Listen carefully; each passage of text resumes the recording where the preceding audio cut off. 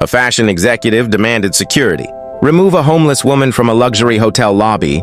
The lobby of the Meridian Grand smelled like money-polished marble, fresh lilies, and the subtle musk of leather luggage that had seen better airports than most people would ever visit. It was the kind of place where everything gleamed, including the people. Cassandra Voss moved through it the way she moved through everything, like a blade. Her coat cost more than most monthly rents. Her heels struck the marble with the precise rhythm of someone who understood that sound. Two was a power statement.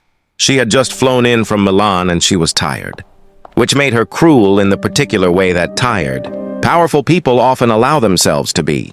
She saw the woman near the far end of the lobby, tucked into a wingback chair, beside a potted fern as though she could make herself part of the furniture. She was older, dressed in a rumpled linen jacket, her gray hair unpinned and falling loose around her face. A canvas tote bag sat at her feet. She appeared to be sleeping. Cassandra stopped walking. Thank you. "Excuse me."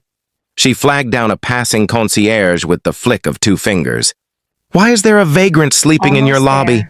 The young man glanced over. Peaceful ride. "Ma'am, I believe she's—" "I don't need an explanation. I need her removed."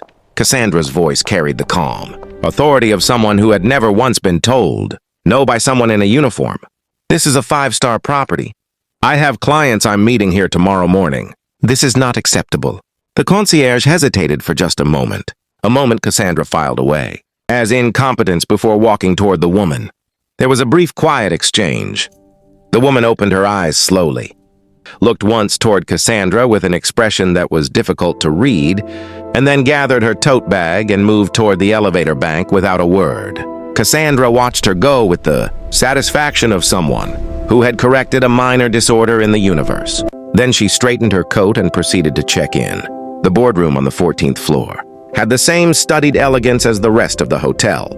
12 chairs, a long table with a water carafe at each end, a view of the city stretching gray and glittering toward the horizon. Cassandra arrived first, which she always did. The acquisition meeting her company being evaluated. As a potential flagship tenant for the chain's new retail partnership was the reason. She'd flown in. She arranged her materials, poured herself water, and waited. The door opened at 9 o'clock exactly. The woman who walked in wore a well-cut charcoal blazer, her gray hair now pinned back cleanly, reading glasses hanging from a slim chain around her neck. She set a leather portfolio on the head of the table and looked around the room with quiet, practiced authority. "Good morning," she said. "I'm Eleanor Voss, no relation, I'm told, though I do like the coincidence." A small smile. "I'm the incoming owner of the Meridian Group. We're conducting staff and partner evaluations across all 12 properties this week before the acquisition closes." She opened her portfolio. "I was here last night, as some of you may know."